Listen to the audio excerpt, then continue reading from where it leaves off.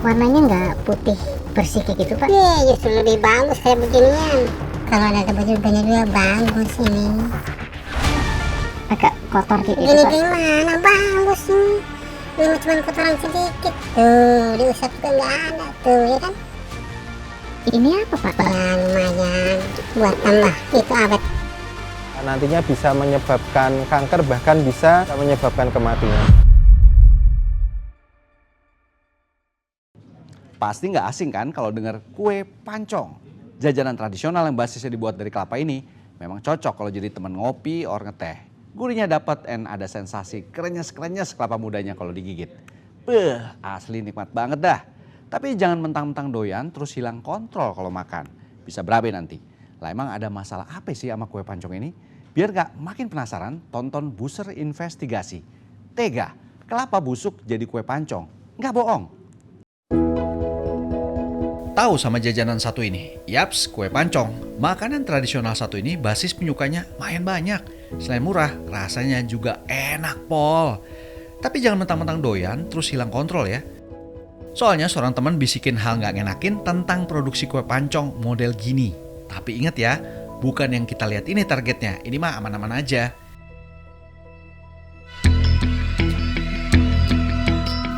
Kalau temen sih ngarahin sama pedagang satu ini. Ngomongnya yang penting jangan sampai ngedip tuh mata. Biar ngerti nggak beresnya di mana. Dilihat dari jauh, si Babe naga-naganya udah mulai mau produksi tuh. Awalan yang lagi digarap kayaknya mau bikin kelapa parut. Tapi pas dikeker baik-baik, tuh kelapa kayak abnormal gitu deh. Iya nggak sih sob? Atau mata gue yang ngeblur alias kagak beres? Tapi ternyata tuh kelapa lanjut diparut nih. Udah jelas kelapa nggak layak gitu, tetap diproses aja. Kudu langsung diaprokin nih. Biar nggak curiga-curiga amat, kita jualan nama temen yang dikenal sama si Babe, biar doi percaya. Ini strategi paling aman buat ngobrol lebih lanjut. Ini lagi apa nih, Pak? Lagi bikin kue pancong. Keseharian saya kan tiap hari begini. Tapi memang harus pakai kelapa ya, Pak ya? Pakai kelapa tiap hari. Kalau nggak pakai kelapa nggak enak. Apanya, Pak? Ya, pancongnya. Ini biasanya sehari bisa berapa banyak kelapa, Pak? Ada 6 batok. Kadang-kadang 5 batok. Oh, banyak juga berarti ya, Pak ya? Banyak. Kalau nggak banyak nantinya nggak enak. Bikin kue pancong, kelapa yang diparut ada dua macam, yang kasar dan yang halus. Maksudnya, supaya kue pancongnya ada sensasi krenyes-krenyes pas dimakan. Lanjut, nyiapin bahan lainnya. Ini pakai beras yang asli ya, Pak? Yang masih butiran? Iya. Lah, mau diapain ini, Pak, berarti? Tuh, Maksudnya mau dibikin apa ini, Pak? Tepung gitu, Pak? iya dibikin tepung buat bikin kue pancong. Oh, memang ada campurannya, Pak, harus? Jadi ini ditumbuk sampai gimana, Pak? Ya sampai halus. Biar jadi tepung. Kalau disaring. Kalau mau dibikin tepung kan harusnya kan udah ada itu, Pak, yang dijual itu, Pak. Kalau yang dijual kurang enak. Kurang rasanya kurang enak, kurang mantap. Oh gitu. Iya. Memang pengaruhnya beda ya, Pak ya? Beda sama beras sama tepung yang udah jadi. Agak unik si Babe ini. Nggak cari yang simple, malah ngerepotin diri. Pakai numbuk beras segala. Padahal yang jual tepung beras kemasan juga banyak. Katanya sih biar lebih ngirit dikit. Pak, tapi kalau saya lihat kok ini sih, Pak, warnanya nggak putih bersih kayak gitu, Pak. Iya, justru lebih bagus kayak beginian. Yang putih mah kurang enak, kurang bagus. Ini mah asli beras. Tapi maksudnya bukan beras yang kualitasnya jelek gitu, Pak? Ya bukan. Ini beras bagus. Cuman warnanya aja beda. Ya terserah ente aja deh, Be. Mau di komen model gimana juga tetap aja zigzag jawabannya. Pak, ini beras yang tadi dipakai buat numbuk itu ya, Pak ya? Iya, buat bikin tepung. Tapi kok ini sih, Pak, kondisinya kayak kotor terus udah ada debu-debunya kayak gini sih, Pak? Kalau ada debu-debunya juga bagus ini. Beras yang bagus, yang asli. Tapi masih bagus maksudnya, Pak? Beras yang bagus, yang asli. Tapi masih bagus maksudnya, Pak? Bagus. buat saya masih menguntungkan, karena ini menumbuknya saya kan nggak lama-lama, ini udah ada tepungnya nih. Tumbukan beras yang udah mulai halus disaring, sementara beras yang masih kasar bakal ditumbuk lagi sampai jadi tepung beras.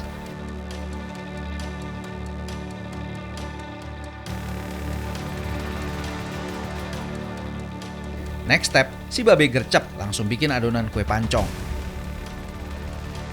Ternyata ada campuran tepung lain, yaitu tepung terigu yang nggak boleh absen dalam meracik adonan kue pancong ini. Yang bikin heran, perbandingan antara tepung terigu dan tepung berasnya nggak imbang. Ya nggak masalah juga sih, asal aman buat dikonsumsi, it's okay. Adonan dua tepung-tepungan itu terus diaduk sampai nyampur, biar nggak ada yang masih menggumpal. Dan setelah adonan tepung rata tercampur, baru deh kelapa parut ini dimasukin.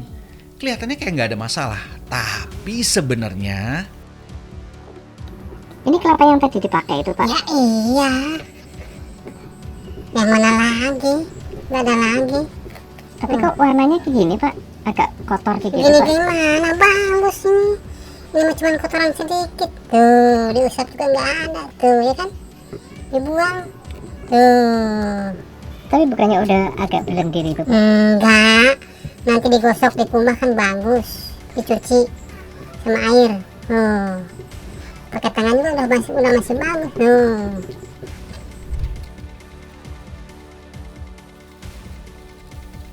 ini baru secuil cerita. Ada hal lain yang pasti bikin lo pade ikutan melongo pas si Babe nyampurin bahan ini. Itu apaan, Be?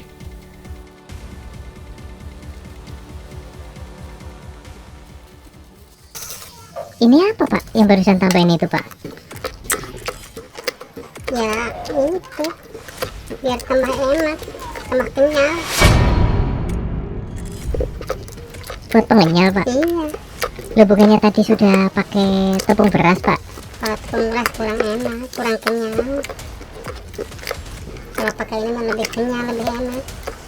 Selain buat ngenyalin, buat apa lagi itu, Pak? Ya lumayan, buat tambah itu awet kenyal-kenyalnya, Oh, bisa tambah awet nanti, tambah Pak? awet, tahan lama. Pencampuran kelapa ke dalam adonan tepung nandain kalau proses produksi udah kelar. Tapi bukan si Babe namanya kalau nggak punya kejutan yang bikin ilfeel. Loh, ini tuh apa, Pak? Ini Iya, yang kemarin, ini yang kemarin, Pak. iya, Terus maksudnya mau diapain ini, yang Pak? baru campur ke sini, Campur sama yang ini, yang sekarang yang sekarang ini, Pak? kan kesian tuh. Tapi masih bagus, Pak. Ya bagus, coba lihat aja nih.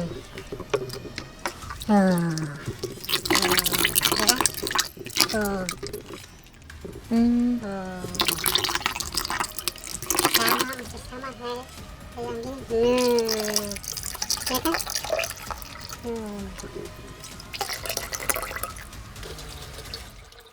Jadi inget omongan si Babe soal yang ini. Kalau nggak pakai ini, yang kemarin nggak bakal kejual lagi. Kalau pakai ini bisa kejual lagi, berarti pengaruhnya lumayan besar ya, Pak ya? Pakai itu ya, Pak ya? lumayan besar. Namanya juga orang dagang kan, ada sepi, ada rame. Kalau pakai gituan kan lumayan buat besok. Kalau ada sisanya, bisa dijualin lagi, didagangkan lagi. Nggak berubah rasa? Enggak, tetap Tetap. sama rasanya kayak hari ini.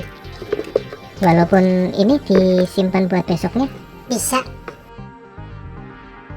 Usut punya usut, ternyata kristal putih ini adalah boraks yang masih gampang dijual di pasaran. Ujung-ujungnya boraks juga, kawan. Untuk proses jual, si Babe modelnya keliling langsung ke kampung-kampung. Ini baru satu gambaran bahwa ada oknum pedagang nakal yang masih ngakalin kualitas bahan baku. Butuh bukti lain, kami coba sorot pedagang kue pancong yang lain. Kalau lihat cara dagangnya masih sama sih kayak yang sebelumnya. Yang beli juga lumayan rame kalau dipantengin dari tadi. Ini sih bisa jadi bahan telisik kami berikutnya. Tapi nanti pas si abang udah kelar jualan dan balik rumah.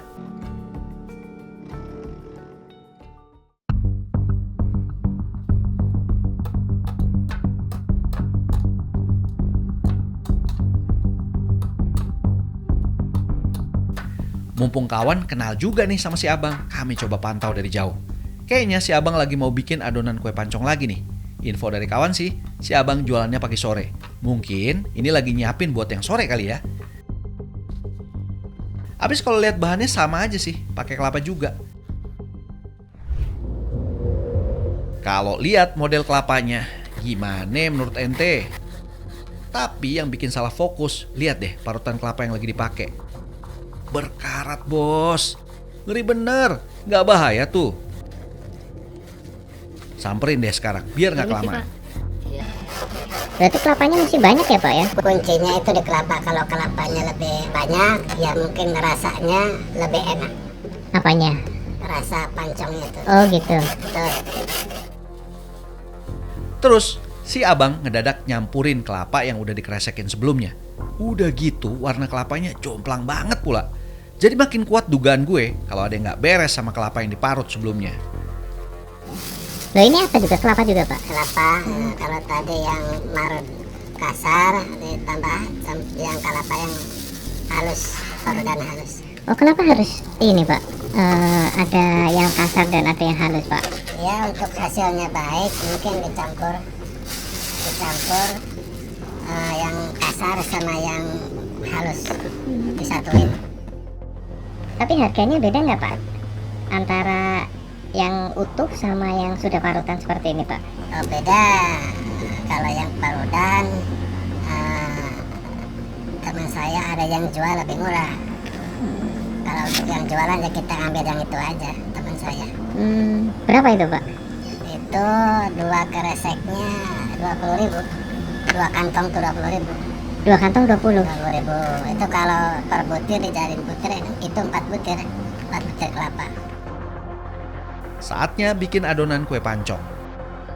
Bahan yang dipakai masih sama dengan pedagang sebelumnya. Tepung beras, tepung terigu.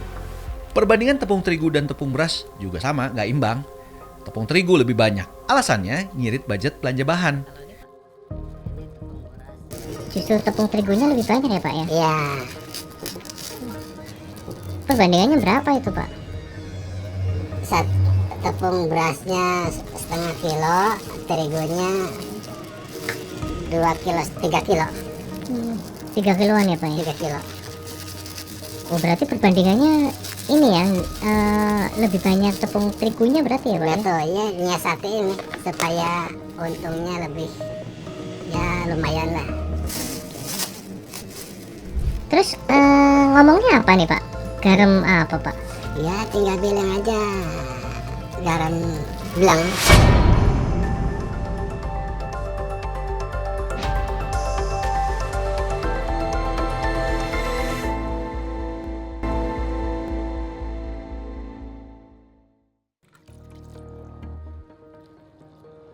Setelah semua masuk ember, air dikucurin.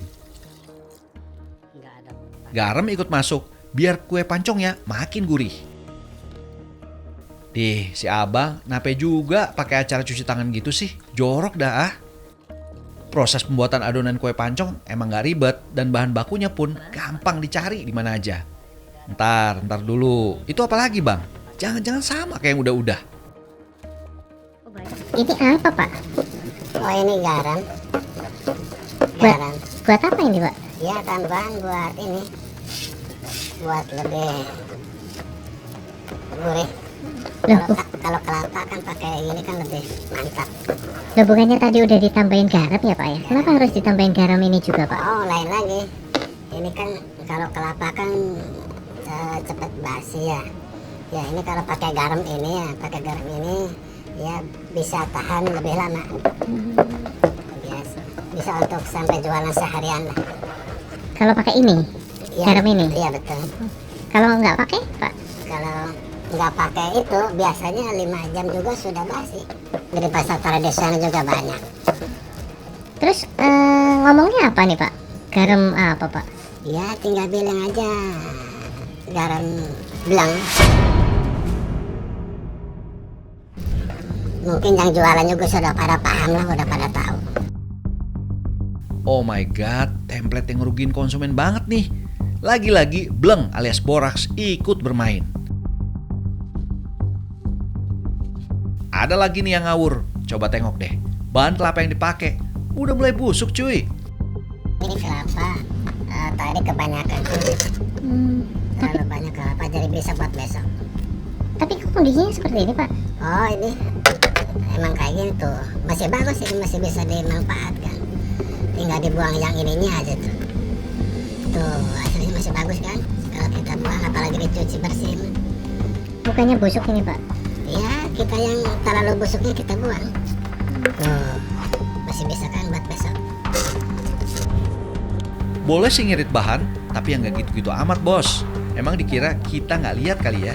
Jelas-jelas pas lagi belanja kelapa, situ malah mungut kelapa yang nggak beres. Belum lagi pas aneh ngecek air yang dipakai. Alamak, itu air apa kobokan bang? Kru abis cuy. Bahaya dong kalau kayak gini. Bleng itu sebetulnya salah satu bahan kimia dengan nama boraks, nama lain boraks ya Mas ya. Yang biasanya sering ditambahkan ke dalam bahan makanan itu bukan hanya sebagai pengawet saja, tapi juga sering dipakai juga sebagai pengenyal. Boraks ini bukan merupakan bahan pengawet makanan yang direkomendasikan ya Mas, atau kita sebut sebagai food grade seperti itu ya. Efek toksik dari boraks itu sendiri ada yang sifatnya akut, ada yang sifatnya kronis Mas sama ya. Efek yang akut mungkin kita bisa menyebabkan diare, mual, muntah atau gangguan pencernaan, dan efek jangka panjangnya yang tidak diinginkan memang nantinya bisa menyebabkan kanker, bahkan bisa apabila sudah terlalu lama dikonsumsi dan sudah menumpuk di dalam tubuh dalam jumlah yang besar bisa menyebabkan kematian. Terus kalau mau nyicipin kue pancong yang benar dan higienis gimana dong? Ah, nggak usah khawatir. Banyak pakai banget itu mah. Nih ada rekomendasi yang wajib lu coba. Datang aja langsung ke lapak punya Pak Mujahidin di daerah Jagapuro Kulon, Cirebon. Di sini kue pancongnya gede-gede guys dan dijamin juara rasanya. Apalagi dengan taburan kelapa parut yang super melimpah, bikin kue pancongnya enak dan nggak ada tandingannya. Kalau ngintip proses pembuatan adonan kue pancong, kamu pasti demen dah. Masalahnya buah kelapa yang dipakai selalu dalam kondisi yang fresh, dari kelapa batok utuh dan diparut langsung. Selain itu beras yang dipakai juga kualitas super, dicuci dulu, ngilangin kotoran yang masih ketinggalan di beras. Semua ini ia lakukan semata-mata buat ngejaga kualitas kue pancong yang dibikinnya.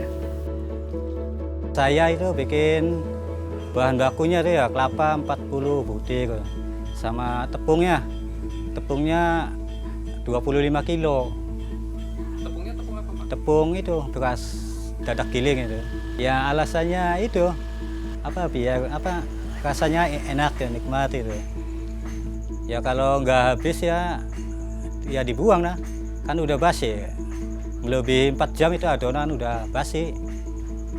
4 jam itu masih enak lah, kalau udah lebih dari 4 jam setengah itu udah basi lah, udah asem itu. Terus diapain Pak? Ya dibuang, nggak dicetak lagi, nggak dijual lagi maksudnya. Kalau pengawet kan bahan bahaya ya maksudnya. Nggak bagus lah buat kesehatan itu. Ya efeknya nanti kalau pakai pengawet kan efeknya sama pelanggan kan itu nggak balik lagi itu. Udah tahu kan ngerinya gimana? Yang penting mah hati-hati nomor 1. Nomor 2, pastiin penjualnya bener dan amanah. Nah nomor 3, selama dimakan gak ada rasa yang aneh-aneh. Awali dengan berdoa sebelum makan, insya Allah aman. Baiklah, booster investigasi kami sudahi dulu. Thanks for watching. Saya Joy Astro. I'll see you around.